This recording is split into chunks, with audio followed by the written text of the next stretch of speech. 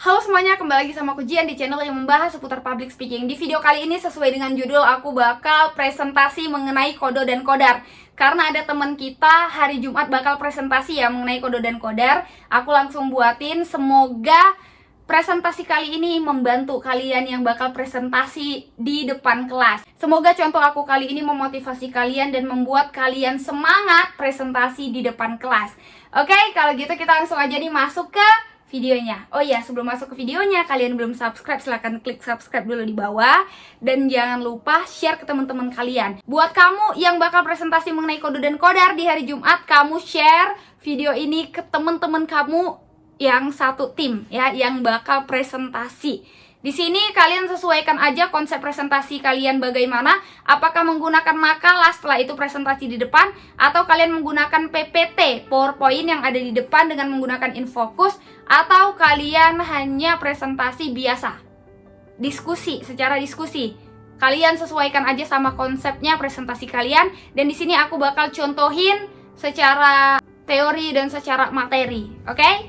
Kalau gitu kita langsung aja ke videonya. Nah, pada video kali ini aku bakal mencontohin bagaimana sih presentasi di depan kelas mengenai kodo dan kodar. Kalau gitu kita langsung aja masuk ke videonya ya. Di sini kita ada 5 orang. Jadi kita bagi tugas dulu. Aku Jihan Isra Rahab sebagai moderator, dan teman-teman gaib aku seperti biasa ada di sebelah kanan. 2 orang sebagai pemateri, 1 sebagai pembaca kesimpulan, dan satunya lagi menjawab pertanyaan-pertanyaan yang ada atau menampung pertanyaan-pertanyaan yang ada. Nah, kita 5 orang, kali ini kita bakal presentasi mengenai kodo dan kodar. Kalau kamu yang bakal presentasi ada 6 atau 7 orang, di situ kamu bisa menambahkan si pemateri, artinya pematerinya lebih banyak ya. Semoga kalian paham. Kalau gitu kita langsung aja masuk ke videonya. Karena kita membahas mengenai kodo dan kodar, mata pelajaran PAI, Pendidikan Agama Islam, atau Akidah Akhlak, atau Al-Quran Hadis lah ya. Nah, kita lebih baik membukanya dengan pembukaan agama, secara agama. Oke, kalau gitu kita langsung aja ke contohnya. Assalamualaikum warahmatullahi wabarakatuh. Waalaikumsalam warahmatullahi wabarakatuh. Selamat siang semuanya. Selamat siang.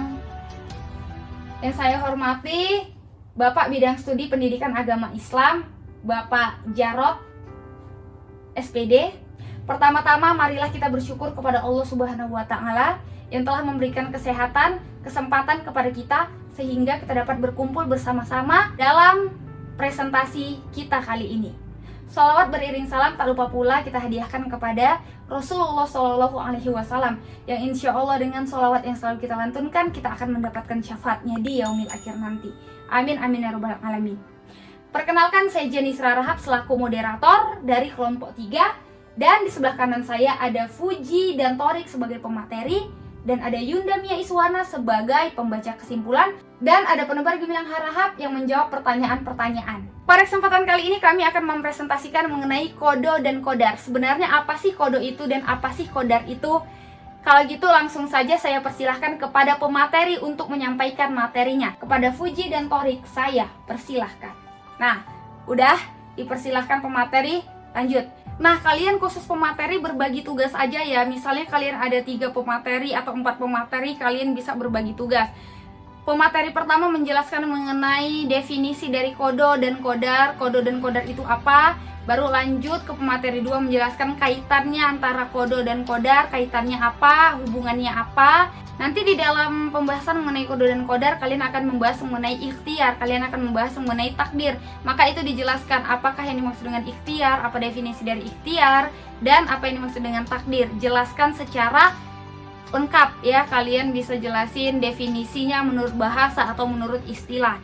Dan pemateri selanjutnya kalian bisa menyampaikan ayat-ayat yang terkandung di dalam Al-Quran terkait kodo dan kodar. Itu bisa pemateri selanjutnya, misalnya pemateri 3. Nah, misalnya kalian ada pemateri 4, pemateri 4 menjelaskan yang di luar dari itu, yang belum dijelaskan. Misalnya kan bahan materi kalian lebih banyak dari aku, ya udah kalian bisa jelasin aja. Tapi inti yang harus ada itu kalian sampaikan. Arti kodo dan kodar, kaitannya kodo dan kodar, dan apa yang dimaksud dengan ikhtiar. Karena kita membahas mengenai ikhtiar juga tuh, kalau kita membahas mengenai kodo dan kodar. Dan jenis-jenis dari takdir, jenis-jenisnya apa aja, itu juga harus disampaikan. Oke, kalau gitu aku langsung aja masuk ke contohnya ya. Di sini aku hanya mencontohkan beberapa dari materi kalian, nanti kalian bisa lanjutkan aja. Kalau gitu kita langsung aja masuk ke contohnya. Di sini aku pemateri pertama. Baiklah, saya Fuji, saya akan menjelaskan mengenai kodo dan kodar. Kodo dan kodar ini adalah rukun iman ke-6, di mana setelah kita percaya kepada Tuhan kita, maka yang terakhir ditutup dengan kita harus percaya kepada kodo dan kodar Allah. Sebenarnya apa sih kodo dan kodar itu? Apa sih yang dimaksud dengan kodo dan apa sih yang dimaksud dengan kodar? Kalau gitu kita langsung aja masuk ke presentasinya. Di sini saya akan membuat dua tabel. Di tabel pertama kodo dan tabel kedua kodar. Jadi nanti kita bisa lihat nih apa sih bedanya antara kodo dan kodar. Kita langsung lihat perbedaannya di depan. Nah, apa sih yang dimaksud dengan kodo? Apa sih pengertian dari kodo? Kodo itu artinya adalah ketetapan. Secara bahasa, kodo adalah ketetapan Allah Subhanahu wa Ta'ala terhadap makhluk hidupnya yang bersifat azali, yang bersifat ajali, yang bersifat seperti apa? Nah, azali itu apa sih? Maksud dari azali itu apa? Azali adalah ketetapan Allah Subhanahu wa Ta'ala yang sudah ada sebelum kelahiran atau keberadaan makhluknya di bumi. Jadi artinya ketetapan Allah yang sudah ada sebelum makhluknya itu lahir. Allah sudah menetapkan sebelum kita terlahir di bumi. Contohnya apa nih? Contohnya gimana sih? Contohnya makhluk hidup itu ada 3 jenis ya. Ada manusia, hewan, dan tumbuhan. Contoh pertama adalah saya sendiri sebagai makhluk Tuhan yang diciptakan sebagai manusia. Saya jadi Sarahab yang terlahir menjadi anak kedua dalam keluarga bapak ini. Saya anak kedua dan saya lahir di suku Mandailing.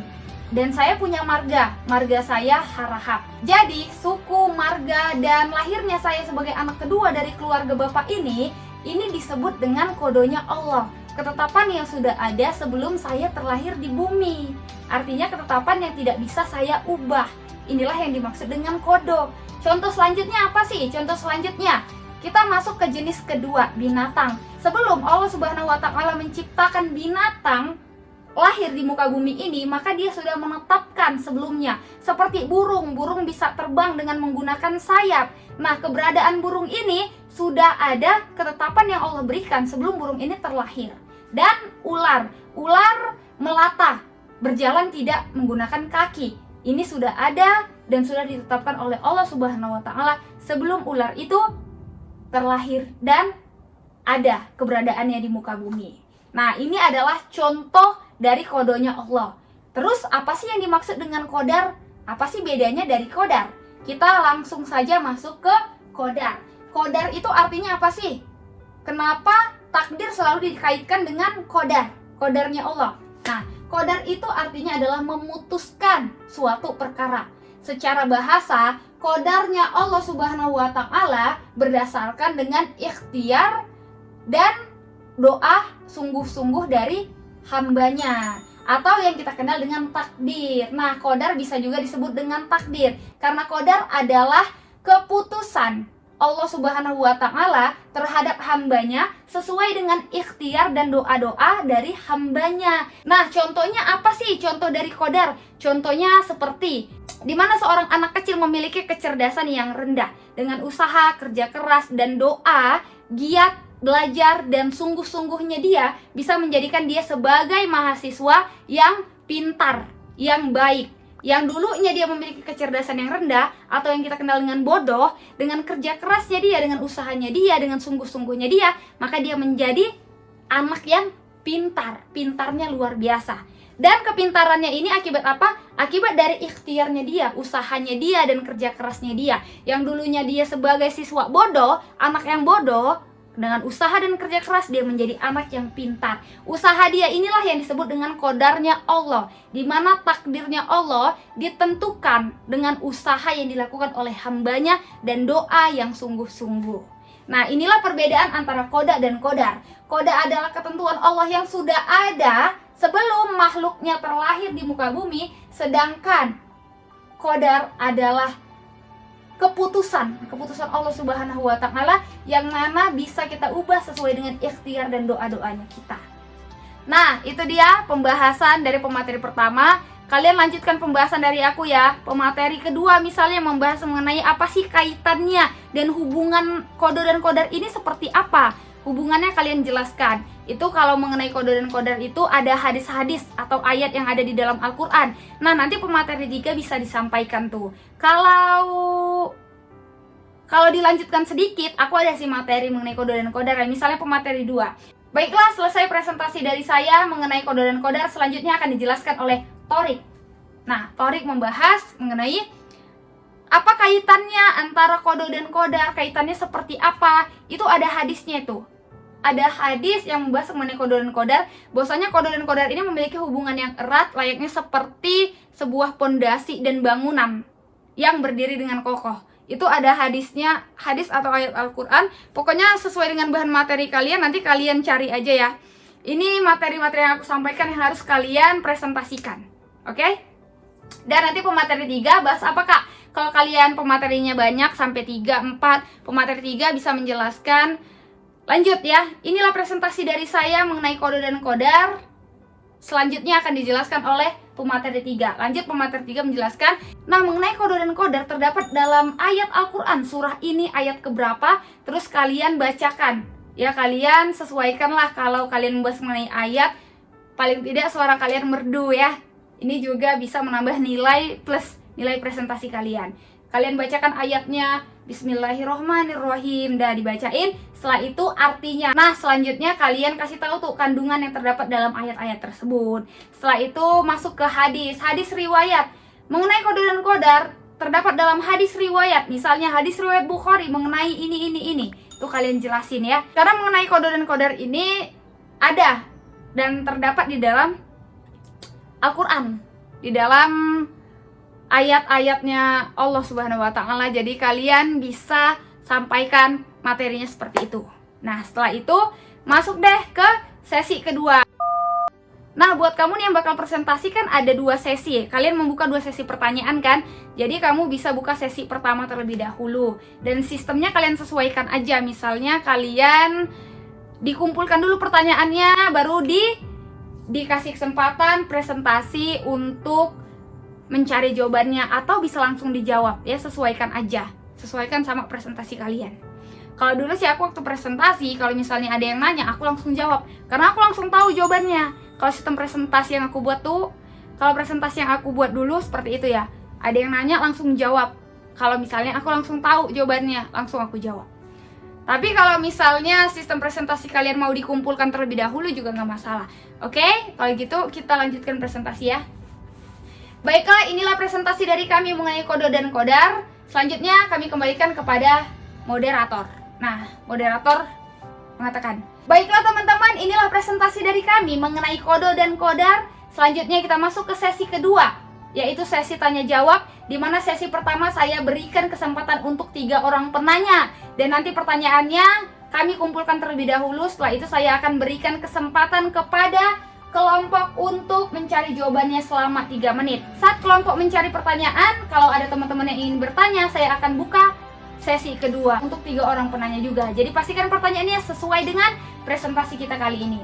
Baiklah, kepada teman-teman yang ingin bertanya atau menanggapi kami, persilahkan. Nah, kalian lempar seperti itu. Setelah itu kalian tampung pertanyaan misalnya nanya, Kak, aku pengen nanya dong Kak, apakah orang yang cacat di dunia itu sudah ditentukan oleh Allah sebelum dia terlahir di dunia? Nah, kalian simpan pertanyaannya, kalian kasih apresiasi dulu. Terima kasih kepada kamu yang bertanya, pertanyaannya bagus sekali. Diulangin pertanyaannya. Nah, terima kasih atas pertanyaannya.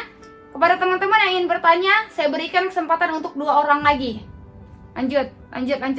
Dah, baru kasih kesempatan buka sesi kedua. Nah, seperti itu kalian lakukan presentasi kalian. Ya, biasanya dalam presentasi ini hal yang banyak menghabiskan waktu pada sesi tanya jawab. Karena tanya jawab ini kita membuka ruang sebebas-bebasnya dan membuka ruang sebesar-besarnya kepada audiens. Jadi pastiin ketika kalian presentasi, kalian menjelaskan materi kalian dengan betul-betul. Dan kalian harus buat si audiensnya paham betul terkait presentasi kalian. Jujur aku waktu presentasi, semakin aku mengenal mengenai presentasi, itu ketika aku presentasi banyak yang tidak bertanya. Kenapa? Ya gendangnya ada 2 sih kenapa mereka tidak bertanya. Mereka paham dan mereka tidak paham, ya. Nah, itu dia contoh yang bisa aku berikan mengenai presentasi kode dan kodar kali ini. Makasih teman-teman semuanya yang udah tonton video ini. Kalau kalian rasa video ini membantu kalian, jangan lupa like, comment, subscribe, dan share ke teman-teman kalian ya. Buat kamu yang bakal presentasi, kamu share video aku ini ke teman-teman kamu, biar kalian tinggal bagi tugas aja dan biar kalian bisa kompak saat presentasi di depan. Kalian harus kerjasama karena kalian adalah tim presentasi. Oke, kalau gitu makasih yang udah nonton video ini. Thank you, so goodbye, stay terus positif. Jangan lupa follow Instagram aku Jihan Isra. Kita jumpa lagi di video selanjutnya. Bye bye. Jangan lupa subscribe.